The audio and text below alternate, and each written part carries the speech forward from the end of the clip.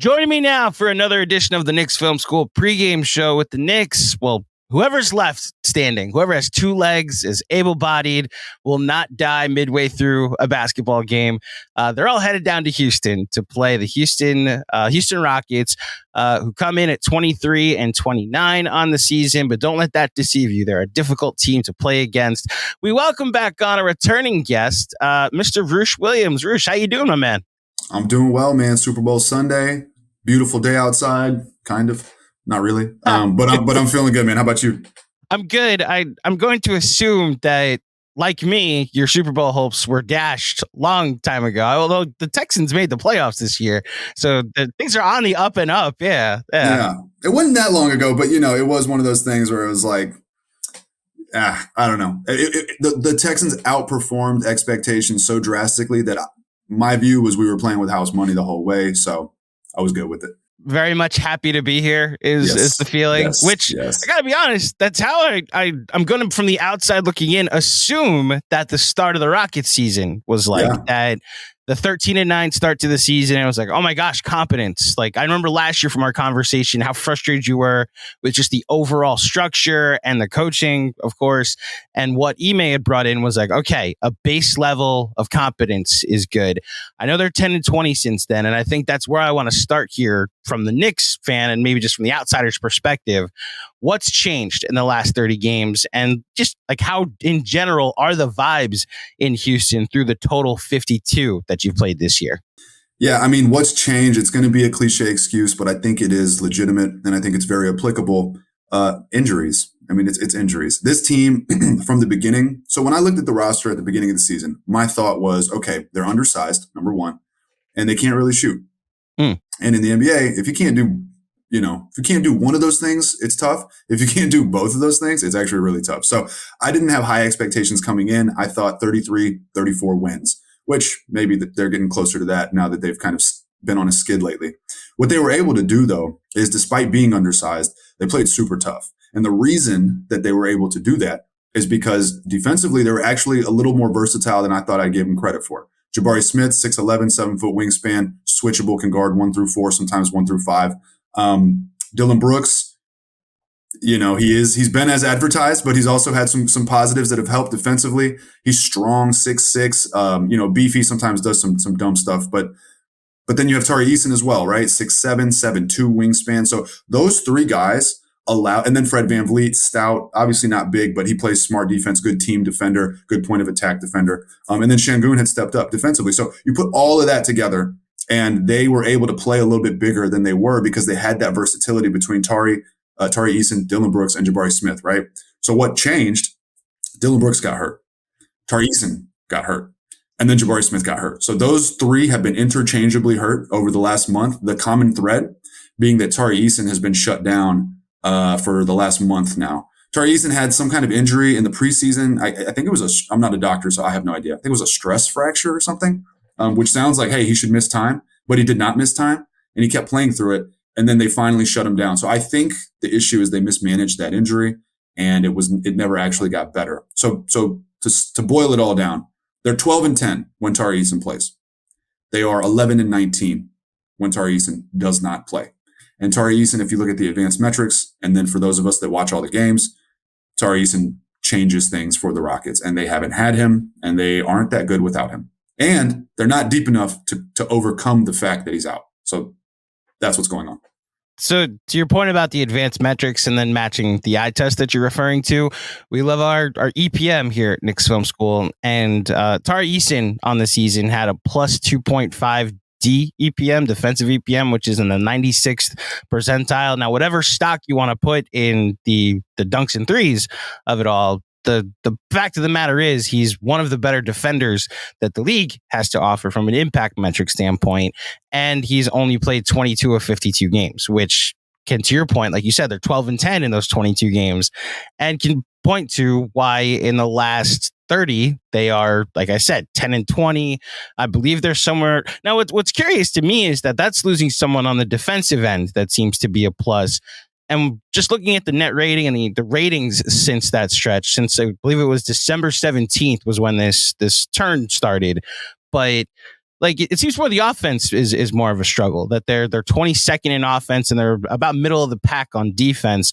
What are you seeing on the offensive side of the ball that speaks to some of those struggles? And is it what you spoke at the beginning, that they're just like not a good shooting team, and that is really that contributes more than anything to why you're not scoring the ball, So there's a lot going on here. So number one, the impact metrics, Atari, that you cited match the eye test all the way, right? The simple answer is that offensively, they're not good enough to overcome being mediocre defensively. They were really good defensively with Tari, and that is why they were winning games, despite not being that great on offense, right? Even all being said, per NBA.com, whichever website you like, they're still the number 6 best team in defensive rating, and that's with Tari Eason being out. So it is what it is. But they definitely lose a lot of that edge without Tari Eason, especially late in games. He also creates so many extra opportunities with offensive rebounds. He's a great rebounder. But so offensively, what's the issue? They have one guy who can efficiently score, or average, I should say, who efficiently averages over 14 points a game. And that's Alperen Şengün, right? And he's been on a little bit of a bad stretch lately too. And he missed last night's game against the Hawks, I think with a back injury. So he might even be playing hurt. If he does come back against the Knicks, we'll see. He might not. He's been hurt, right? So they got one guy who can efficiently score over 14 points per game. If you count Fred VanVleet, last I checked, I don't know right now, but the last I checked, he was averaging, I think, a career high TS percentage, but it's still like 55.6-ish, which isn't, it's fine. It's average-ish, So if you count him, then they have two guys that can average over 14 points per game efficiently. Everything else is below that. Jalen Green has had a really up and down season. He's been playing a lot better over the last 10, 11 games. So I guess that's good. But yeah, I mean, offensively, they're like, they don't have guys who can create. So they have one guy, that's Şengün, but they don't use him in the way that you'd think, like the Kings use Sabonis or the way that the Nuggets use Jokic. Obviously, different types of players, but they kind of just post him up and let him work. They don't run pistol action where they're rubbing guards off the shoulders and doing THOs and all this kind of stuff. It's just a very, very simplistic offense. They'll post Şengün up, or they're very heavy pick and roll. VanVleet, Şengün, pick and roll, just seeing what you get. And then they don't have the shooters to really supplement. Like when the defense collapses, packs the paint, you kick it out, the Rockets aren't much of a threat. And that's kind of what's been going on, right? And then the biggest issue, man, is it's their bench. I mean, with the injuries, their bench is Jeff Green at age 37, who to start the season, Jeff Green was great, but I mean, his age is showing, right? You can't over rely on a 37-year-old Jeff Green. Love him. But on any, above 500 or legitimate playoff team, Jeff Green's not in the rotation except for spot matchups and spot minutes. Jae'Sean Tate, who is just like one of the most limited offensive players probably in the league, 6'4", can't shoot. He has one move. It's a drop step left hook off the glass. So that kind of tells you what that is. Anytime he's in the game, the defense just totally backs off him and collapses the paint. Aaron Holiday, career journeyman, third stringer, undersized scoring guard, undersized combo scoring guard, 6 foot. There are nights, and lately he's been doing it, where he's the Rockets' best 3-point shooter by percentage, by the way. But there are nights where he steps up and scores. But it's Aaron Holiday, It's like, again, back to Jeff Green and Jae'Sean Tate. On any actual playoff team, those guys are not in the rotation. So it's those three. Then it's Amen Thompson, who he's having some really good flashes as a rookie, but he's a rookie. He can't shoot offensively, right, to the point. And Ime Udoka also, I love Ime Udoka, but he's playing some very perplexing lineups. So he'll play Jae'Sean Tate and Amen Thompson together, and we're talking two of the worst shooters in the league, right? And so it just doesn't work. And then fifth, it's Cam Whitmore. And Cam Whitmore has been awesome. He's been a lot of fun. Cam Whitmore got hurt the other night. He did not play last night. He might not play against the Knicks. And if he doesn't play, they're super thin. So they just don't have depth, man. I mean, they got one of the worst benches in the league. And you're seeing that. So a couple things. First of all, I want to also back up your take about your observation about how the offense is. It feels like this is an Orlando conversation, because I compared the Rockets and the Magic to that basically the Rockets were Orlando West or the Magic were Rockets East, whatever you want to call it, that these were teams that weren't going to try to outscore you. They were just going to try to make sure that you scored less than them, that it was coming from a defensive side of the ball first. The Knicks have this team from 3 years ago. We call it the We Here season, when Julius Randle won Most Improved Player, where they were a bottom 10 offense the entire season, but they were a top 2 defense. And that is the model that I point to when I see teams like this, where it's like the offense isn't what you want all the time, but the defense is always what you want. And to your point about Tari Eason, we pointed to the impact metrics. The on-off on cleaning the glass speaks almost specifically to what you're talking about. He's their number one in on-off this year, of plus 10.8. It's in limited possessions, but that speaks to the injury that you're talking about. In the possessions he's played this year, they're plus 10.1 overall. There you go. And even more so, they're 50th percentile in offense. So it's like middle of the road on offense. It's only 115 points per 100 possessions, but the 98th percentile. This would be one of the best defenses. Well, like to your point, one of the best top 2 defenses in the league at 105 points per 100 possessions when he's on the floor. And when they're off, they're like minus 0.1, 0.6. So it's not like, it's like they go to a different level and then they're a 500 team when he's out, which is like it's literally what you're saying about Tari Eason and the impact he's had on the team this year, it sounds. Yeah, no, that's exactly right. And it's, it might be a cop out to put it all on one guy. But look, when your team isn't that good from a talent perspective, like the Rockets don't out talent most teams, right? Maybe theoretically in terms of potential, but in terms of the actual realized, value at the moment, they still got a lot of young guys figuring their stuff out. And it is what it is. So when you do lose a Tari Eason, I mean, yeah, it's a big deal. And again, the defense lately has been getting shredded in the pick and roll, both with Şengün in the game and even last night when he sat.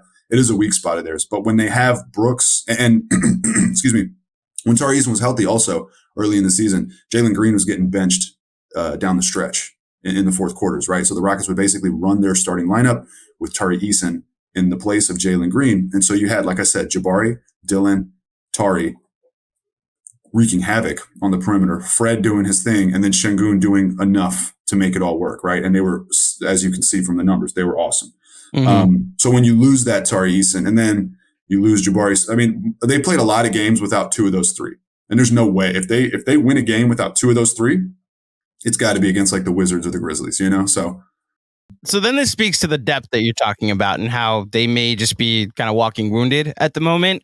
I don't mean this in a disrespectful way, but this, like, you're talking to a Knicks fan right now that we had Taj Gibson and his, God bless him. Like, we love Taj here in New York. I saw the clip of like him just like it's the fact that they're asking him to play more than like 7 backup minutes is ridiculous. And in the last 2 games, he's been like, "Oh, you're our starting center, Taj Gibson. Like we're gonna depend on you for minutes." And it's because like Mitchell Robinson's out, Isaiah Hartenstein's out. Well, I'm assuming I don't think Hartenstein's gonna play before the All-Star break. So that's where I'm 99% sure. There's a 1%, and it's because our coach is Tom Thibodeau, and maybe he like murders an athletic trainer that would rule out Isaiah Hartenstein because he needs him for 2 games. But I'm going to assume Hartenstein's out. Jericho Sims has had an illness, and we have no idea why that made him miss 3 games. But so he may play, but like their center depth is really poor. Obviously, Julius Randle's out. Precious Achiuwa is out. They're missing. Precious is out? Oh, not Precious. OG Anunoby. Okay. That's an annoying thing. I've been mixing up the Raptors since they've gotten here, and they're like not even close impact wise. It's just a thing I keep doing. Okay. OG Anunoby's out, but like Precious Achiuwa might start either at center or at the 4 on Monday night. I say all of this because I just gave you an idea of the depth that the Knicks are going to have going, and obviously they just made this trade for Bojan Bogdanović and Alec Burks, so that helps a little bit, but like their 8-man rotation, which they're probably going to go with an 8-man rotation, especially if Jericho Sims is back, is thin, and it's not going to have their top tier talent. So to the Knicks fan that you spoke to, who might not play, or at least like I'm assuming it's annoying that Cam Whitmore's not going to play. I'll explain the Knicks connection to Cam Whitmore in a second, but it's got to be a Villanova thing, right? So that's part of it, because I'm assuming the Mavericks, you don't, because of the interstate rivalry, you don't like the Mavericks, right? That's correct. Yeah, that's correct. We hate the Mavericks too, but there's added bad blood. Because of Jalen Brunson or what? There's the Jalen Brunson, there's the Porzingis of it all. Also, we have control of their pick because of the Kristaps Porzingis trade, but that was also true last year, and it's top 10 protected. So it didn't convey.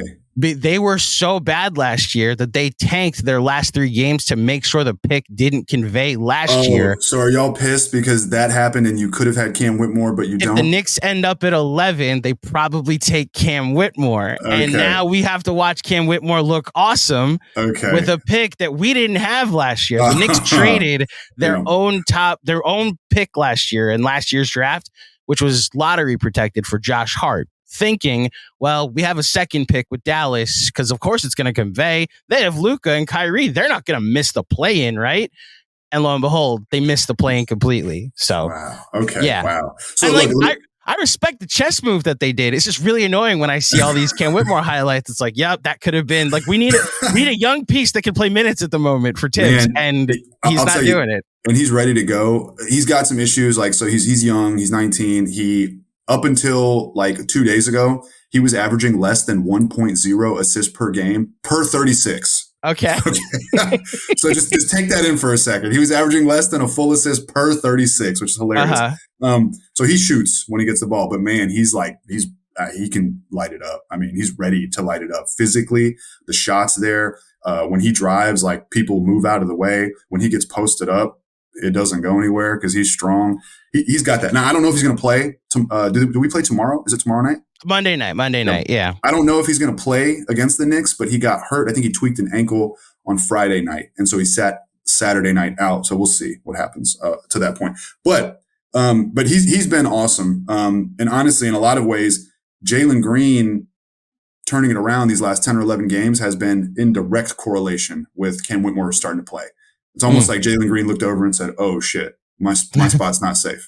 I need to play.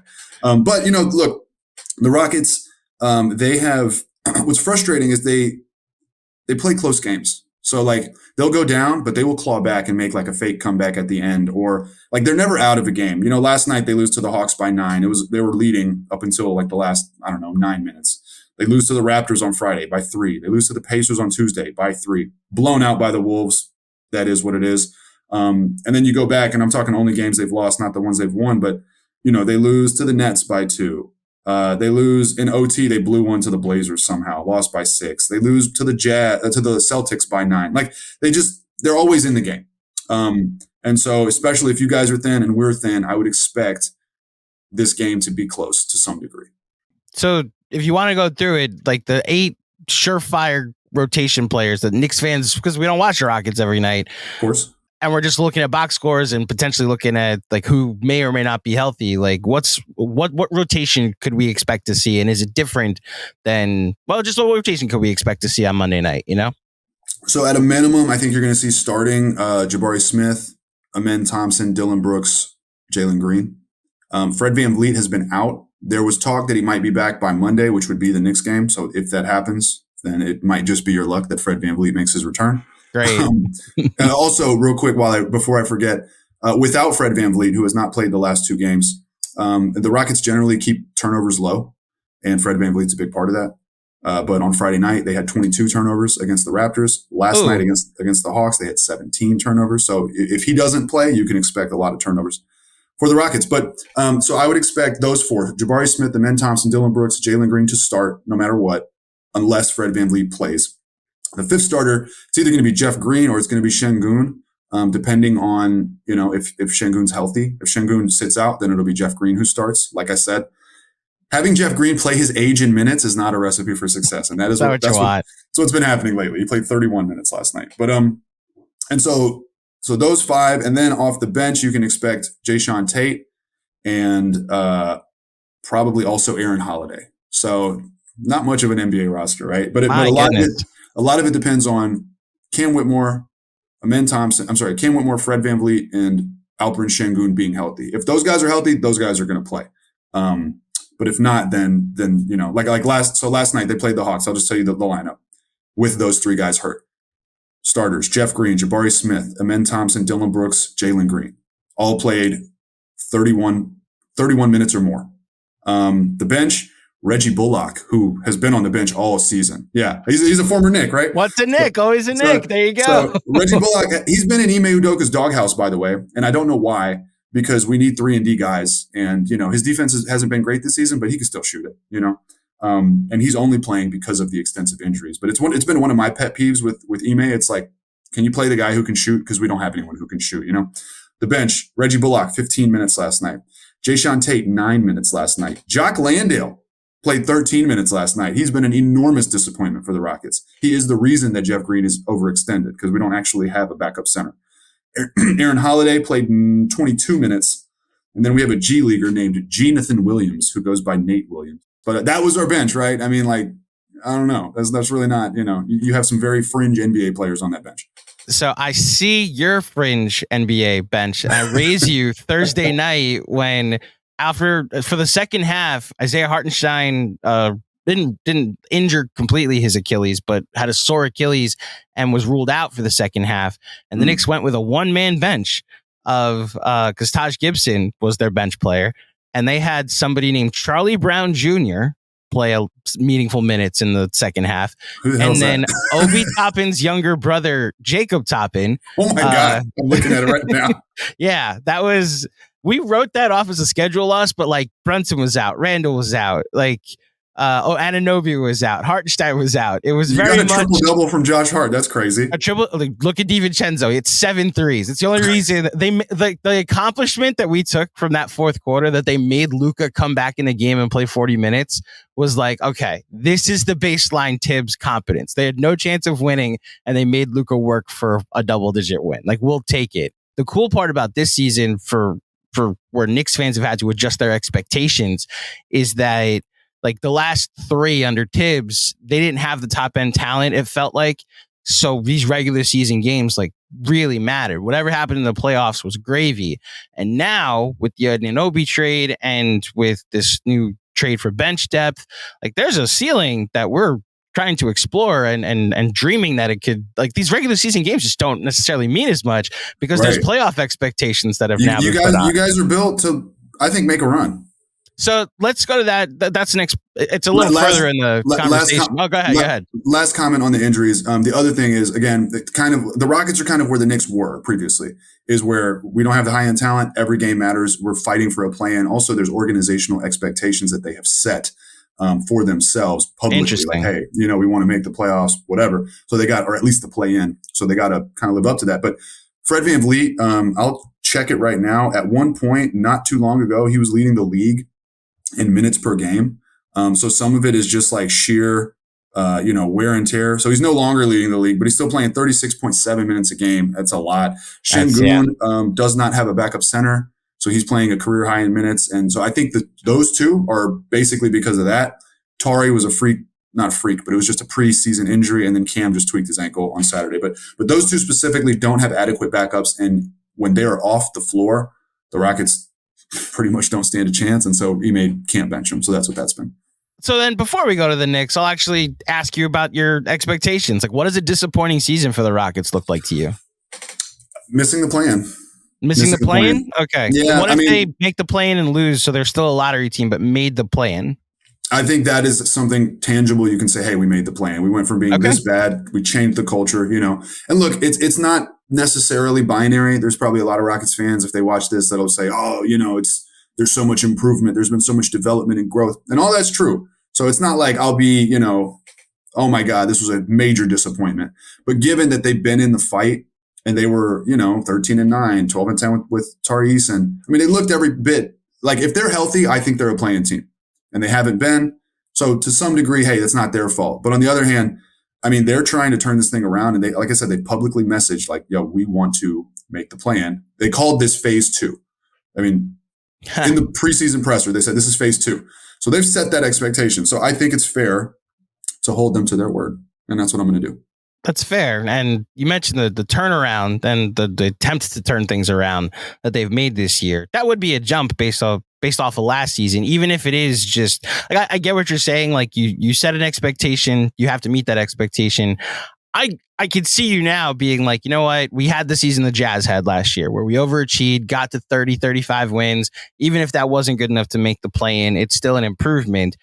There is a player that I want to ask about. Jalen Green is, speaking of improvement, and I threw a rundown in the rundown I sent you. I threw a trade deadline question. Is like, what was the move that Rockets fans wanted? And is that what you're alluding to? I'm just more curious. Like, this guy was brought up nationally as like on the block, and you said Cam Whitmore, his emergence may have led to some job security questions with Jalen Green. To the Knicks fan that just isn't watching the Rockets or specifically watching Jalen Green, I remember the poll you posted a couple of years ago, RJ Barrett or Jalen Green. I voted for RJ Barrett. I also was okay with RJ Barrett getting traded 2 months ago. Yeah. Just like what has happened with Jalen Green this season that it led to that conversation, and where do you currently stand with him?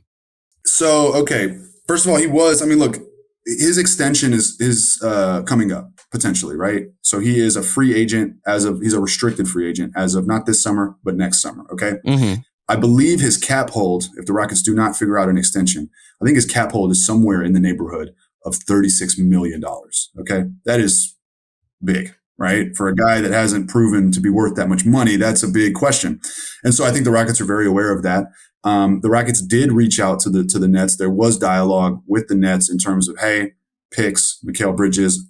I can't confirm for sure, but I feel confident that Jalen Green's name came up in those conversations. Where am I at with them? Man, he's so streaky. I just don't know. It's like, on one hand, he does some things that are great. Last night, he had his first career triple-double, right? He didn't have a double-double in his career until like 3 weeks ago. And then he rattled off 3 or 4 in a row. And I was like, where the hell was this, buddy? What happened?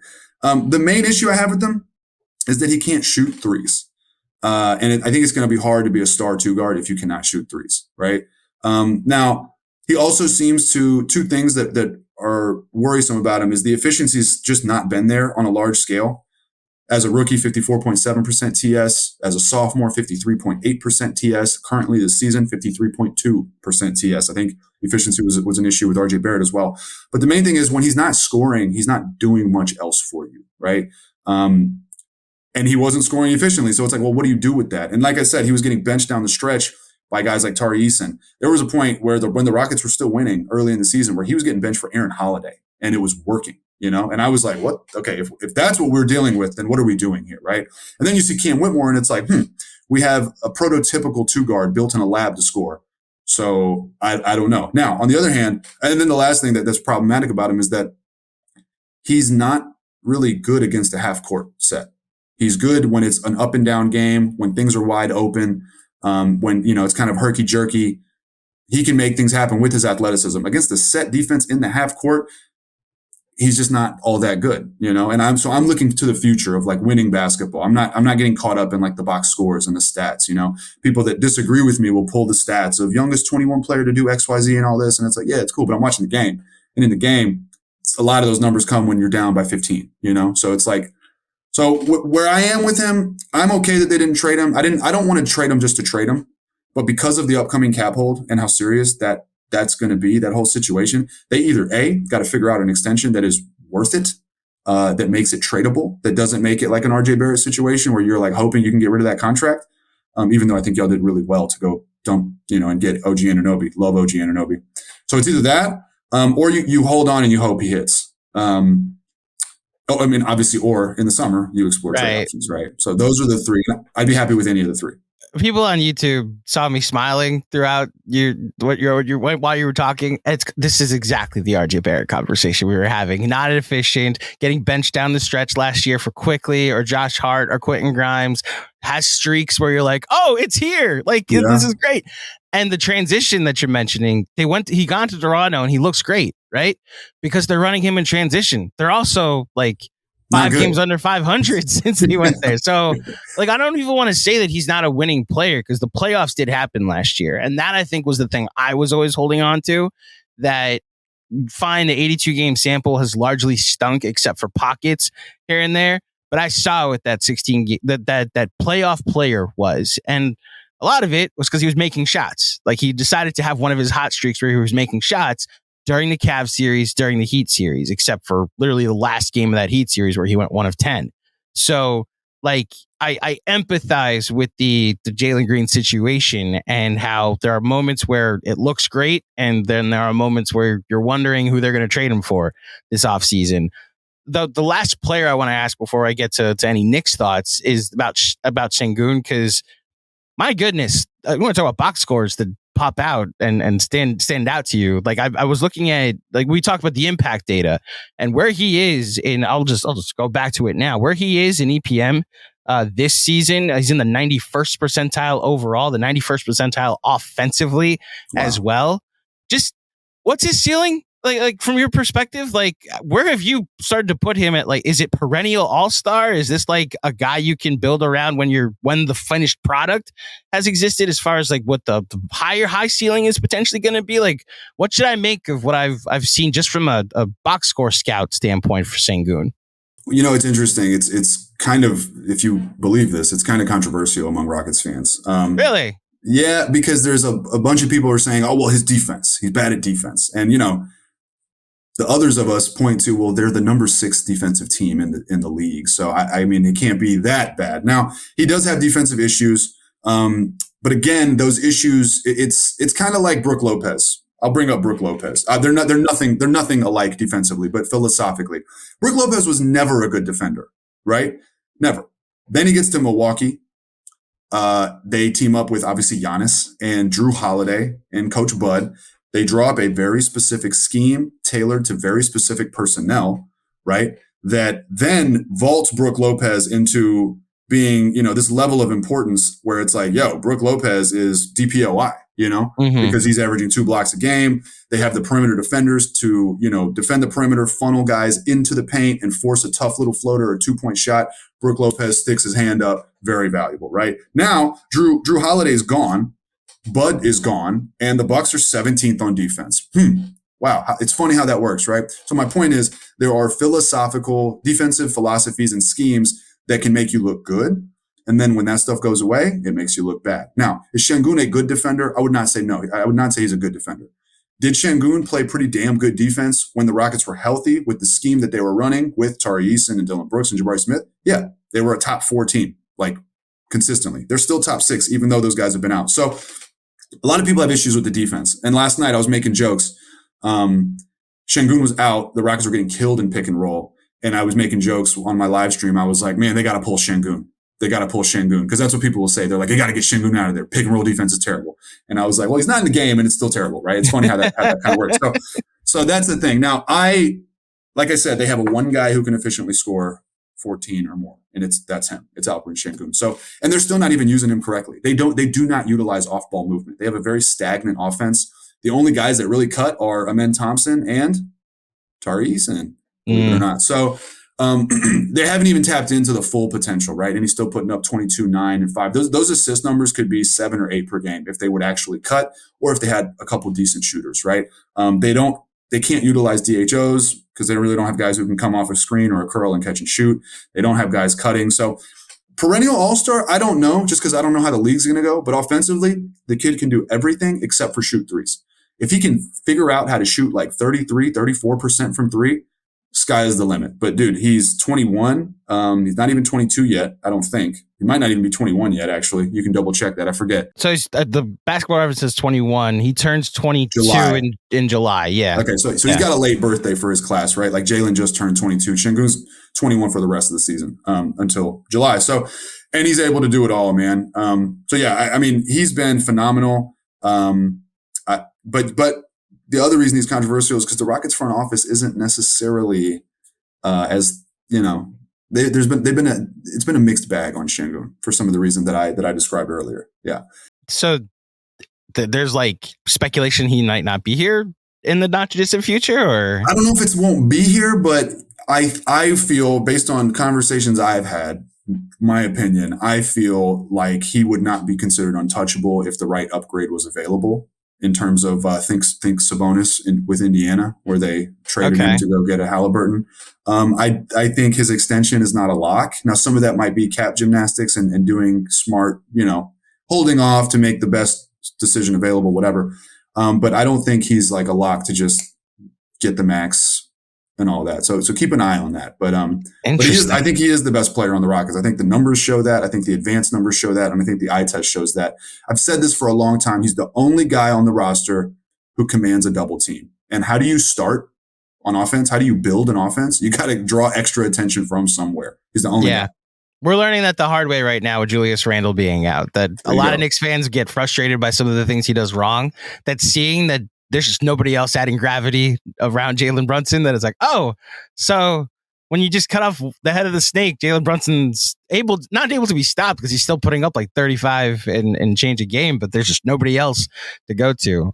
So yeah, that's a fascinating thing to pay attention to from in Houston. So 2 very quick questions before I let you get out of here. I know I went long on time, but the first one is your thoughts on the Knicks. Any questions you have about what's going on in New York? Any big picture thoughts about what they've done this season? Your Knicks takes, sir. Okay.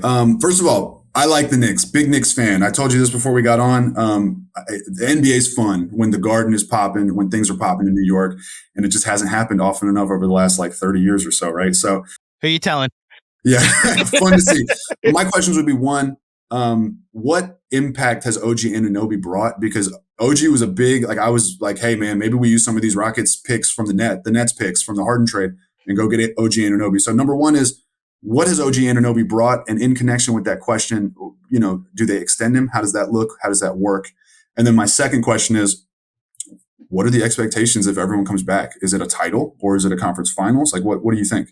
So the OG Anunoby ceiling that was created when it was like minute 1, like they played the Timberwolves the first game and he was switching from Cat to Anthony Edwards and just playing lockdown defense. It's like, oh, that's an upgrade over RJ Barrett. I see it now. And it's so cool to see somebody like not contribute completely on the counting stats and have that type of impact. They were the number 2 defense in the games that he played. They were 14-2 in the month of January, and then he got hurt. So you're assuming he comes back. That leads to the expectations of like, I've seen what this team is like when they have Anunoby on the court for 40 plus minutes, which is what Tibbs is absolutely going to play him during the playoffs. I don't have finals expectations. I still think Boston is better. I want to see them against Boston and with Anunoby. Like, I want to see it first before I'm like, this team could like screw around and make a finals. I do think I think they're the second best team in the East. I personally, the Cleveland of it all, I still have a bit of a favoritism after how last year's postseason went. I get it. Both teams are going to be different going into that. But if they get Randall, if they get Hartenstein, if they get Mitch, if they get OG Anunoby back completely healthy, and they've started to make moves prioritizing that, I think the healthy version of this team is the second best team in the East. That's me personally. And as far as extension talk, OG Anunoby is a CAA client, and that's just like how my brain works. Like, oh, so a CAA client's going to do what's best for the CAA run New York Knicks, and okay. I just that's the connection that I make. So you're not even sweating it. You're like, it's happening. Not even a little bit. Like, I would be more shocked I'd be more shocked that if he doesn't resign than I am like if they made the finals. Like, that's more shocking to me than a Knicks trip to the finals. So let me also ask: is this the best Knicks team since the 90s? 90s? You're staring at a Carmelo Anthony jersey right there. Like, Melo's my guy, and this is better than the 2013 team. And it's just, you want to talk about team building, what they've been able to build, prioritizing like defense around Brunson, who's limited defensively. And it's like, okay, well, here's a good wing defender. Here's great rim protection. Here's this, here's that. And you really only have 2. Well, I'll tell you, it's the 2 weaknesses on defense that exist were Jalen Brunson and, to an extent, Julius Randle. He's a big body, but not the most fleet of foot. They've now conceded a little bit on defense with this most recent trade, but they prioritized shooting around Brunson. So now you add a higher offensive ceiling, which is where Anunoby coming back healthy will be very important. And so he'll be the anchor on the offensive side of on the starting unit when it comes to defense. And then Josh Hart can be the anchor on the bench unit when it comes to defense. So I don't see many weak spots, to be honest, when you have a fully healthy 9-man rotation when they come back. That's me personally. I actually want to see what the 9-man rotation looks like when it comes back, because I want to see what the weaknesses are so I can be prepared for them, you know? It's a fun team, dude. And I think it's really cool to see how the Knicks went from incompetence to like, hey, look at what we built. You know, I think that's kind of inspirational, because like, it doesn't really happen like that all that often where people just figure it out, you know? And like, didn't have to tank. They don't have a max contract on the roster. Like, wow, the way didn't trade a first. Like, the only first they've traded in the last 3 years is a protected first for Josh Hart. I saw that. I saw the tweet of like, hey, the Knicks did all this without letting a first go. Because the Rockets have just been farting second round picks out like it's nothing. They're like, hey, you take a few, we'll give you a few. And it's just like, what are we doing here? And Right. we'll argue with fans where fans are like, oh, who gives a shit about a second round pick? And I'm like, dude, that's how you get players. That's why it's where the like Deuce McBride, second round pick, Jericho Sims, second round pick, like Jalen Brunson, second round pick. Like that's where the depth comes from. The Grizzlies just extended GG Jackson, right? Second round pick. So last thing I'll ask is for Rockets fans, okay, that might be hesitant to let Jalen Green go. You touched on the RJ Barrett parallel and analogy. After letting him go, like have the RJ Barrett supporters, previous skeptics, like, do they get it now? Like, how would you put all that into context for like just the people that are holding on to something who might be scared to let it go and scared to see the grass on the other side might be greener? I'll say this: the RJ thing got to year 5, and the place it had gotten to was as close to rock bottom as you could possibly be. Okay. There was like a 22 game stretch. RJ's last 22 games with the Knicks, he had as low an efficiency and as high a usage as Kobe's last year in the league, which, if you remember, was like, we don't care what your stats are. You're the attraction for the night. So like, that's how inefficient he was. And I think what I would say to a Rockets fan that's worried about trading Jalen Green, it's how much do you trust your front office? If you think that they're going to be able to trade him for an upgrade and for an OG Anunoby, like that's what I think Knicks fans have been able to, like, even like I was ready to let go of RJ. I thought he was more salary filler in the quickly Anunoby trade than it was anything else. I recognize what's going on in Toronto is like, okay, they're focusing on putting him specifically in the best position to succeed, regardless of wins or losses. And the Knicks got better. So I can enjoy both, like seeing RJ figure it out, seeing quickly with a chance to start while the Knicks got better. If you trust your front office to make a trade that'll make the Rockets better, make an upgrade, you can enjoy both. The Rockets being better and Jalen Green going to a place that's not going to prioritize putting him in a role that may be more conducive to winning, but is where he's miscast. Like RJ was asked to like be a corner 3-point shooter and a spacer.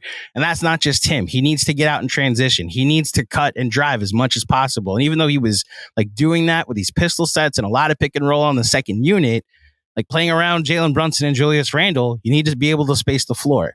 And that's what I would say. Like if you're very invested in Jalen Green, there's a world, if the Rockets make the right move, that you can enjoy both him getting better and finding more success with a change of scenery while your team also gets better and you can watch them too. Okay. Yeah, that makes sense. Yeah. And I mean, look, to be clear, if any Rockets fans are watching, I'm still waiting it out.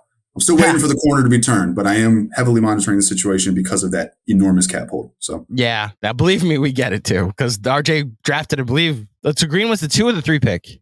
2. RJ was 4, right? RJ was 3. So it's like right there, 2 and 3. So we understand it completely. Last question before I let you get out of here. The Mount Rushmore of rivals. I ask every guest this. The 4 teams that you look forward to playing on the schedule, whether it's based on history, maybe the Knicks because of our 94 connection, are on there. I doubt it because it's literally the only connection as far as rivalries are concerned is that 94 series. But the 4 teams you look forward to playing to the most on the NBA calendar. So the Knicks, unfortunately, probably aren't on there. No disrespect, of course, although I still love that final series. I will say, I don't even know if it's like my personal opinion, but I'll just say for like Rockets fans in general, just because we've had beef with these teams the most over the years, I would say probably the Thunder. The Thunder are probably the most recent, especially because there's been so many transactions between the two. James Harden, Russell Westbrook, and Chris Paul. We've had playoff meetings. So the Thunder, the Jazz have always been a thorn in the Rockets' side since the 90s, even the mid to late 2000s with like the Carlos Boozer teams. Spurs, Mavs. Okay. There's just so much beef. There's division beef. There's playoff beef between both Spurs, Mavs, and the Rockets as well. I mean, we plowed through the Spurs to get to the titles back in the day. And then the Spurs kind of like turned it around and became a dynasty. And so that, that wasn't the greatest. And then the Mavs, we've just always had beef with the Mavs, just interstate, How often do you bring up in any Mavericks, not Mavericks, Spurs debates, like that 95 series where Robinson won the MVP and then Hakeem took care of business after that? Because that's one of my favorite like series to rewatch. like the game, like the highlights are available, and just seeing Hakeem go to work in that sweep was pretty cool. Well, and it's awesome because Hakeem felt slighted, right? I don't know if you remember that, but like he felt like in Michael Jordan. It's like Michael Jordan took it personally. Exactly. Yeah, and I took that personally. The Rockets were the 6th seed, so Olajuwon was not going to get the MVP that year, but he felt like it was his MVP. And so when he stepped on the court, he was like, "Cool, watch this." So I love that. I do try to refrain from talking shit to the Spurs.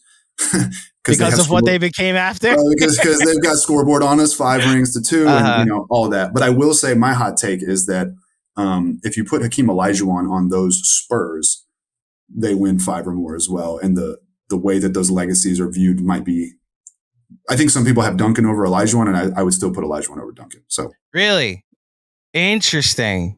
Yeah. Okay, I'm one of those people that would probably have Duncan over Olajuwon, but I've never. It's not like a slight to Olajuwon. It's just. It's not. I mean, look, objectively, Tim Duncan has, he's got 5 rings, right? What can you say? I do think Olajuwon probably has more defensive accolades.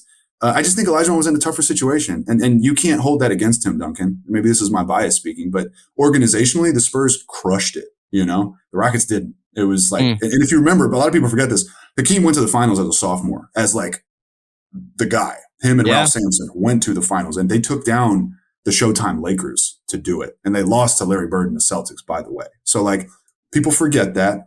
And then they went back to back. Spurs never went back to back. Just saying. And also some of those Spurs opponents in the finals.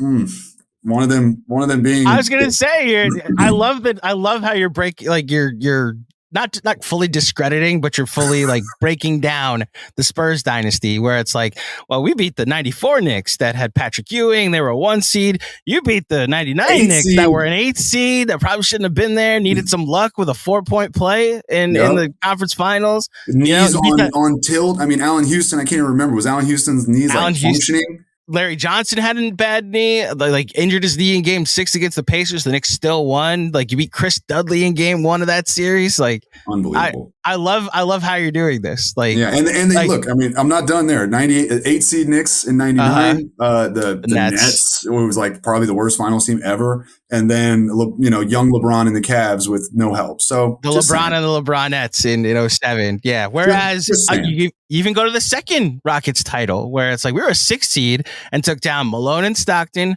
Barkley the year after an MVP, the actual MVP, Shaq and Penn.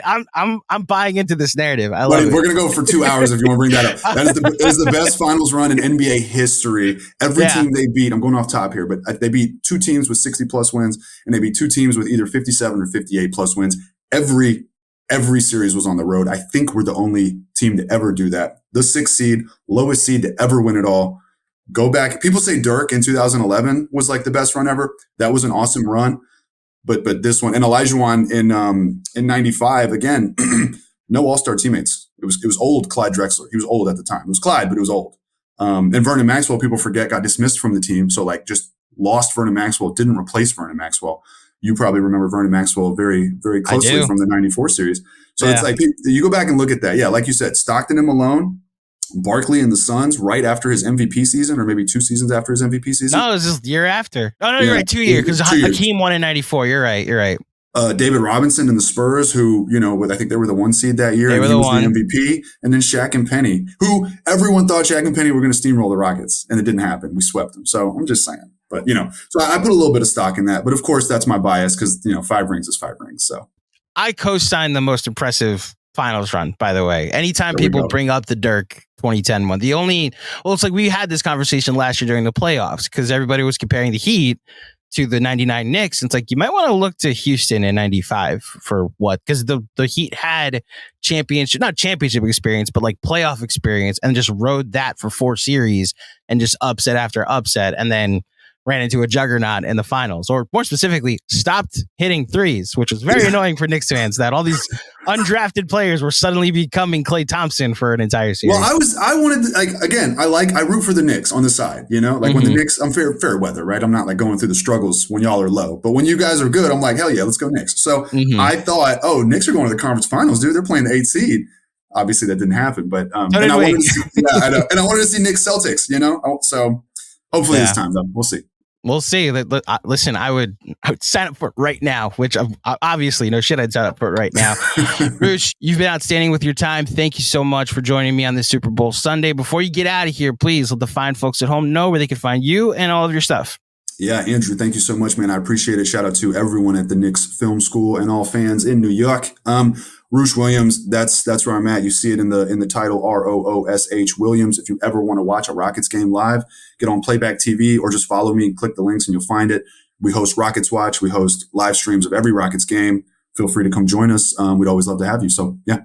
Yeah, we're big proponents of playback over here. We do watch parties as well as like film sessions where we take out actual tape. So I've been really busy lately, so I haven't done it as much in terms of the non-game streams, but we used to do like daily, like basically like sports talk radio, like daily rooms of just like, hey, come vent, let's talk Rockets. Playback's a great platform. So I don't know if I'm like giving away stuff to Knicks fans watching. Like that may be our summer plan. It's just like we're on Playback tonight. We're just talking about anything. We're on Playback tonight. Listen, on the side, if you let me know, because like we've been on Playback now for almost 2 years, year and a half or so. So like the summer, the draft, like dude, it was Playback every day. It was like, hey, these are the topics. Come talk, vent session. So if you ever want any questions on like what to do with Playback, hit me up. We'll absolutely be in touch. Roosh, thank you for joining me, man. Appreciate you, man.